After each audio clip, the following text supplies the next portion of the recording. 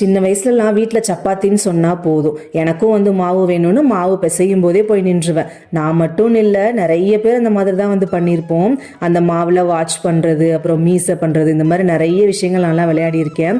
பாப்பாவும் இப்போல்லாம் அந்த மாதிரி தான் பண்ணுறாங்களா? எனக்கு சின்ன வயசு ஞாபகம் தான் வரும் அதெல்லாம் பார்க்கும்போது. அன்றைக்கி நான் என்ன பண்ணேன்னா, கொஞ்சம் செப்பரேட்டாக மாவு கொடுத்து நீயே உருண்டை பண்ணிக்கோன்னு சொல்லி கொடுத்துட்டேன். அவங்க ஸ்கூலில் ஆல்ரெடி இதெல்லாம் சொல்லி கொடுத்துருக்காங்க அப்படின்றதுனால கொஞ்சம் எக்ஸ்பீரியன்ஸ் நல்லாவே உருண்டை பண்ணி வச்சுருந்தாங்க.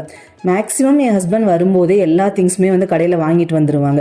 ஆனால் ஒரு சில விஷயங்கள் மட்டும் எமர்ஜென்சி அப்படின்னா மட்டும்தான் நான் கடைக்கு போவேன். அன்றைக்கி மீல் மேக்கர் கிரேவி பண்ணணும்னு சொல்லிட்டு பிளான் பண்ணியிருந்தேன். பட் வீட்டில் அது இல்லை. கடைக்கு போயிட்டு வாங்கிட்டு வந்து அதுக்கப்புறமா கிரேவி பண்ணுறதுக்கு ஸ்டார்ட் பண்ணேன். நேற்று வீடியோவில் இட்லி மாவு ஷேர் பண்ண சொல்லி கேட்டிருந்தீங்க.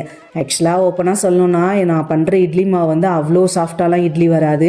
ஓரளவுக்கு சாப்பிட்ற மாதிரி வரும். மேரேஜுக்கு முன்னாடியும் சரி, மேரேஜுக்கு அப்புறமும் சரி, மற்ற எல்லா குக்கிங் ஒர்க்குமே நான் கற்றுக்கிட்டேன். அந்த மாவரைக்கிறது மட்டும் இன்ட்ரெஸ்ட்டே இல்லை, நான் கற்றுக்கவே இல்லை. தனியாக வந்ததுக்கு அப்புறமா தான் இப்போ அரைக்க நான் ஸ்டார்ட் பண்ணியிருக்கேன். ஊருக்கு போனேன் அப்படின்னா அம்மாவோட ரெசிபி ஷேர் பண்ணுறேன்.